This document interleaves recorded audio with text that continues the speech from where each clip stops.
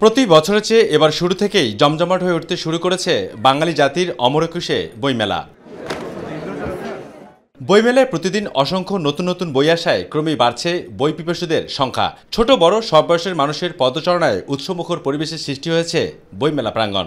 যেহেতু মাত্র শুরু হয়েছে, ইনশাল্লাহ সামনে আরো বাড়বে, আরো ভালো সেল হবে। পাঠকদের আনাগোনা আসছে যাচ্ছে, বই দেখছে।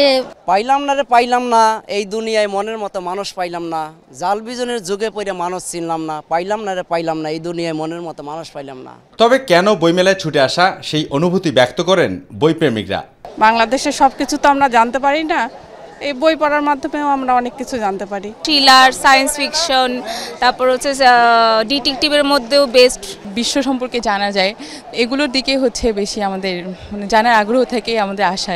নতুন লেখকের বই যেমন পাঠককে আকৃষ্ট করে, কিন্তু পুরান লেখকের বই যেমন রবীন্দ্রনাথ, অনুবাদ গ্রন্থগুলি আছে, এগুলি সব আমরা একটা ডাইভার্সিফাইড ওয়েতে এখানে পাচ্ছি। গেল কয়েক বছরের চেয়ে এবার মেলায় তরুণদের লেখা জুলাই গণঅভ্যুত্থানের বই প্রতিদিন আসছে বইমেলায়। বাঙালি জাতির ইতিহাস ঐতিহ্যকে লালন করতে প্রতি বছর বাংলা একাডেমির উদ্যোগে আয়োজন করা হয় এই বইমেলার। এই বইমেলার উদ্দেশ্য একটাই, যাতে করে তরুণ প্রজন্মরা প্রযুক্তি নির্ভর না হয়ে বইয়ের প্রতি আকৃষ্ট হয়ে তারা জ্ঞান অর্জন করে ভবিষ্যতে যেন নতুন বাংলাদেশ বিনির্মাণ করতে পারে, এমনটাই প্রত্যাশা এখানে আসা সকল দর্শনার্থী এবং বইপ্রেমীদের। অমর একুশে বইমেলা থেকে আবু সাদ অপু, মাই টিভি, ঢাকা।